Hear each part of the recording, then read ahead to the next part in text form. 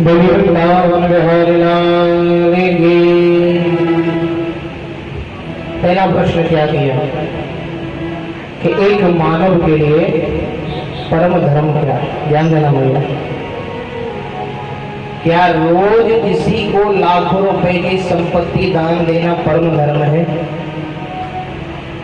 ध्यान देना। क्या घर में से जाकर के जंगल में बाबाजी बनकर के तपस्या करना परम धर्म है?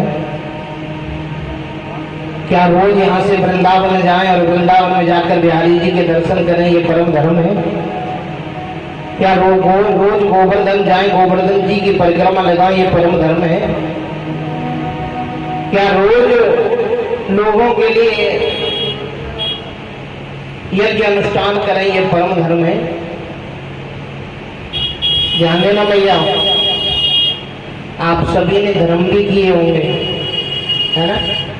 खूब मंदिर भी गए होंगे। रोज मंदिर जाना परम धर्म है क्या?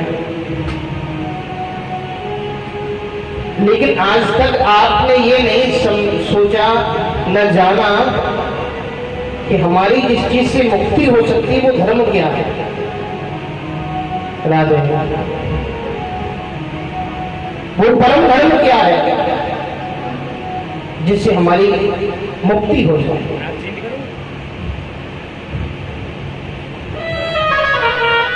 हमारे लिए परम धर्म है क्या? ध्यान दीजिए।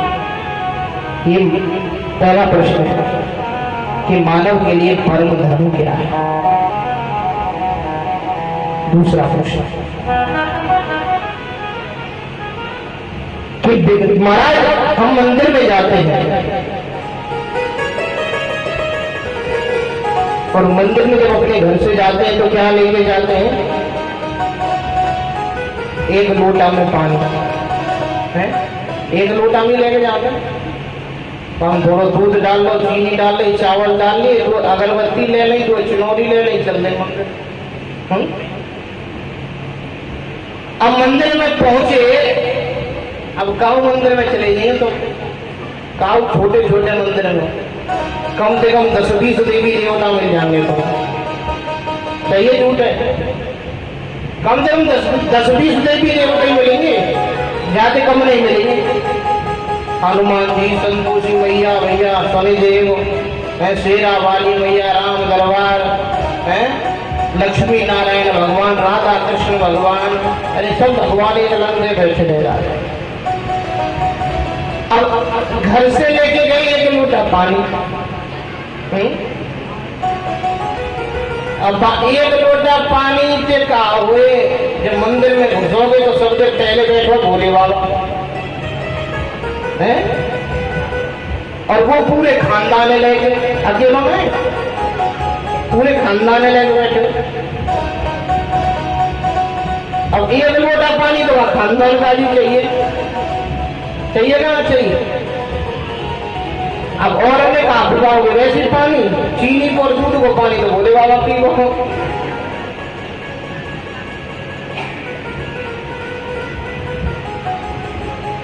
लेकिन हमारे मन में भाव क्या होता है कि भैया कौन सी देवता गुरु न मान जाए? आता है कि नहीं आता भाव? जब ये भक्ति में श्रद्धा नहीं हो पाती है तो भक्ति किसी काम की नहीं है। तो हम मंदिर में जाएं तो मंदिर में जाने के बाद हमें किस देवी देवता की पूजा करनी चाहिए? ध्यान देना भैया। मंदिर में जाने के बाद किस देवी देवता की पूजा करनी? तीसरा प्रश्न, वेद में परमात्मा को अजन्मा कहा गया है कि भगवान का जन्म नहीं होता। जब भगवान का जन्म नहीं होता है तो कौशल्या मैया के यहाँ राम बनकर कैसे आए और मैया यशोदा के यहाँ कृष्ण बनकर कैसे आए? चौथा प्रश्न, परमात्मा के अवतार कितने हुए? छठा प्रश्न, वक्ता कौन श्रेष्ठ है? और छठवां प्रश्न, भगवान गीता जी स्वयं कहते हैं धर्म संस्थापनार्थाय संभवामि युगे युगे। हर युग में मैं धर्म की स्थापना करने के लिए प्रकट होकर गया था। जब भगवान श्री कृष्ण धर्म की स्थापना करके यहां से चले गए अपने गोलोक धाम, धर्म अकेला पड़ गया था, फिर धर्म किसकी शरण में गया? ये 6 प्रकार के हमारे आपसे प्रश्न हैं गुरुदेव, ध्यान देकर सुनिए। सूत जी ने कहा ठीक है, आपने प्रश्न किए, मैं आपके प्रश्नों का उत्तर दूंगा, लेकिन उससे पहले मैं अपने गुरु जी के चरणों में प्रणाम कर लेता हूं। ध्यान दीजिए। श्री सूत जी महाराज ने 82 वेद 82 के चरणों में प्रणाम किया। महाराज महर्षि वेद 82 के चरणों में प्रणाम करने के बाद सुखदेव जी के चरणों में प्रणाम किया। बोलिए सुखदेव जी महाराज की। सुखदेव जी के चरणों में प्रणाम किया। अभी आप लोग सुखदेव जी के जीवन के बारे में भी थोड़ा सा जान लीजिए। ये सुखदेव जी हैं कौन, पहले कहां रहते थे, पहले कौन थे, इस पृथ्वी पर कैसे आए सुखदेव जी? बोलिए जो सुखदेव जी है ना, ये पूर्व जन्म में गोलोक धाम में किशोरी राधा रानी और कन्हैया के पास में रहते थे। ध्यान देना। और इनका गोलोक धाम में जो नाम था वो था कल्पिक। कल्पिक नाम था। ये राधा रानी के चरणों की सेवा करते तो कभी कन्हैया के चरणों की सेवा करते। अब कन्हैया के चरणों की सेवा करते तो कन्हैया कहते थे बावले तू मेरे चरणों की सेवा मत कर, तू जा और जाकर के राधा रानी के चरणों की सेवा कर। अब राधा रानी के चरणों की सेवा करें तो राधा रानी कहे बाबरे मेरी सेवा मत कर, कन्हैया की सेवा कर। कन्हैया की सेवा करें तो कन्हैया के भैया मेरे चरणन की सेवा मत कर, क्योंकि कन्हैया कहते हैं भैया मेरे चरणन की सेवा मत करे। क्यों? क्योंकि मैं तो खुद इस राधा रानी के चरणों की सेवक हूं। ध्यान देना। राधा कन्हैया कहते हैं मैं खुद इस राधा रानी के चरणों का सेवक हूं, तू मेरे चरणों की सेवा मत कर। क्योंकि आपको एक बात बता देता हूं, ये गांठ बांध करके रख लेना कि कभी भी आप गोविंद भगवान की सेवा करो, कन्हैया की सेवा करो, भजन करो, पूजा करो, तो कभी राधा रानी के बिना मत करना। ध्यान दीजिए। क्योंकि राधा रानी के बिना मेरे ठाकुर जी कभी किसी की कोई पूजा स्वीकार नहीं करते। राधा रानी के बिना ठाकुर जी किसी को मिलते नहीं है। राधे राधे। जो राधा रानी को छोड़ करके मेरे ठाकुर जी की सेवा करता है ना, बड़ी सुंदर बात लिखी है कि जो राधा त्याग कृष्ण को भजे,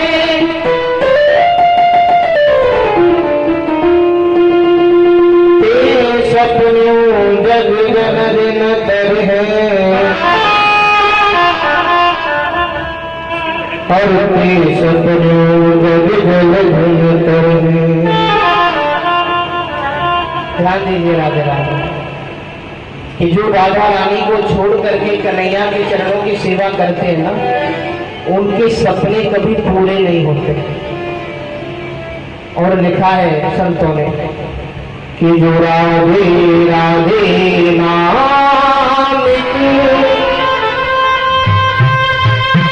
जो सपने में हो ले, बोले जो राधे राधे नाम को सपने में हो ले, और काबू मोहन सावरो और झट अपनों कर ले। बोले जो राधा राधा नाम को सपने में भी लेते हैं ना, मेरे ठाकुर मां के बिहारी जी उसे अपना बना लेते हैं, अपना कर लेते हैं ठाकुर जी। तो कभी भी राधा रानी को छोड़ करके आप कभी भी कन्हैया की सेवा मत करना, पूजा मत करना, क्योंकि आपको एक कथा याद आ गई मुझे। कन्हैया जो है ना, राधा रानी के चरणों की सेवा करने के लिए बहाने ढूंढते। एक बार क्या हुआ कि एक ब्रज में बरसाने में किसी के घर नई नई बहू आई, नई नई बहू। अब नई नई बहू आई तो उसकी जो सास थी वो जल्दी जल्दी में राधा रानी को लौटा देना भूल गई। लेकिन जब बहू घर पे आ गई तो सास को याद आई, मैंने राधे किशोरी जी को नहीं बुलाया है, ध्यान देना राधे राधे, मैंने लाडली जी को नहीं बुलाया है।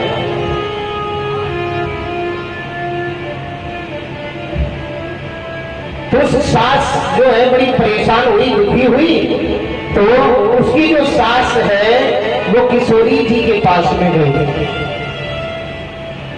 और किशोरी जी से कहा, किशोरी जी मेरे घर में नई बहू आई है, मेरी बहू को आशीर्वाद देने के लिए आप चलो, मुझसे गलती हो गई, मैं आपको बुला नहीं पाया। बड़ी सुंदर कथा है, ध्यान से सुनिए।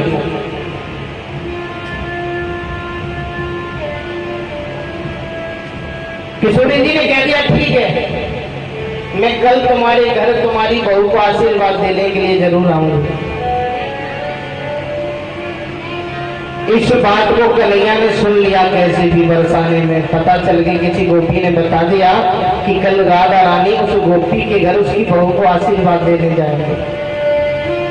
देखो इस नटखट कन्हैया ने क्या किया है, राधे राधे काकियो क्या है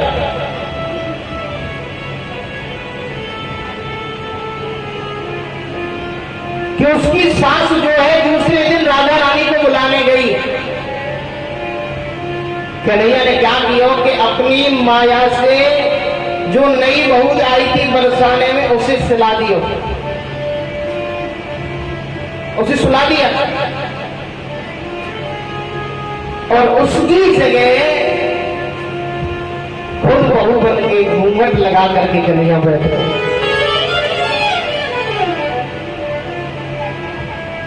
इसलिए कि राधा रानी आई और उनके चरणों को छू करके मुझे आशीर्वाद मिले। राधे राधे।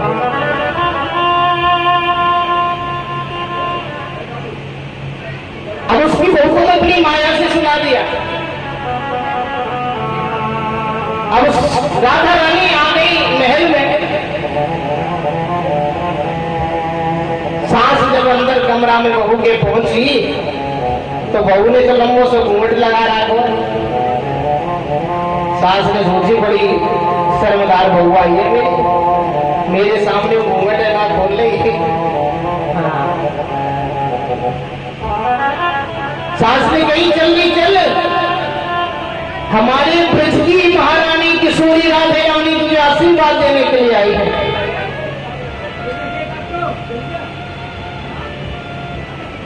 ध्यान दीजिए राधे राधे।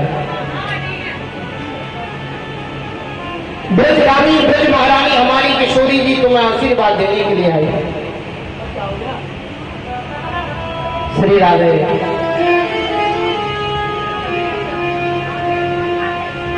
आज कन्हैया घूंघट लगा करके ही राधा रानी के सामने पहुंच गए।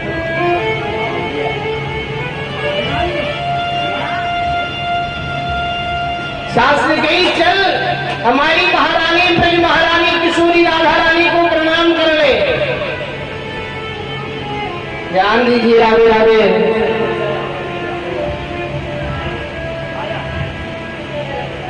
कन्हैया जो ब्रज की बहू बने हुए थे ना, कन्हैया ने अपने मस्तक को ही राधा रानी के चरणों में रख दिया।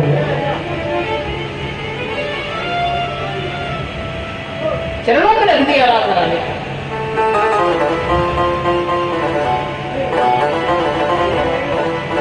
महाराज राधा रानी ने आशीर्वाद देकर के खड़ा कर दिया, बिठा दिया। अच्छा तो अब तीनों मुंह तो दिखाए थे हमें। अब कन्हैया सोचने लगी अब गड़बड़ होगी है। ये किशोरी जी है, मैं कितनों रूप बदल लूं लेकिन ये मुझे पहचान लेंगे। लेकिन आपको एक बात बताऊं, किशोरी राधा रानी सरकार है, उन्हें पता था कि ये बहू नहीं है, कन्हैया है, लेकिन राधा रानी भी कन्हैया की लीला में उनका साथ दे रही है। राधा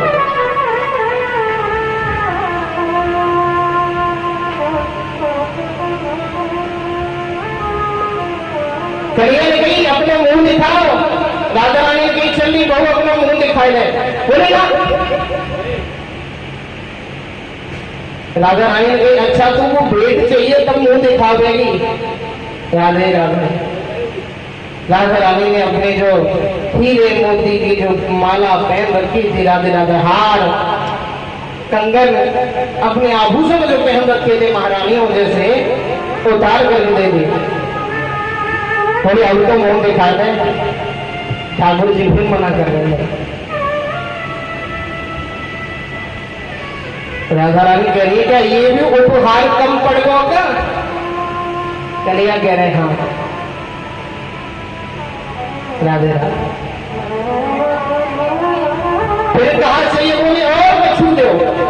राधा रानी ने कहा ठीक है तो तुझे हम देते हैं, जा तुझे आशीर्वाद दिया और तुझे हम वचन देते हैं कि जिसके लिए अच्छे अच्छे लोग तरसते हैं, इस ब्रज धाम के बरसाने के हमारे महल के, श्री महल के राज दरबार में तुझे रहने के लिए हम आशीर्वाद देते हैं।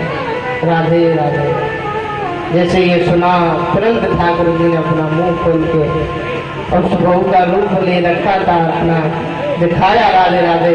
ऐसी राधा रानी की सेवा करने के लिए तो नहीं, ऐसी ऐसे महाराज जी ला करते।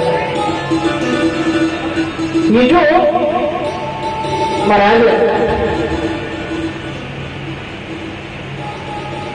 हम भी ना किशोरी राधा रानी के सेवा हमें जरूर करनी चाहिए और हमें सिर्फ एक ही बात लेनी है राधा रानी से।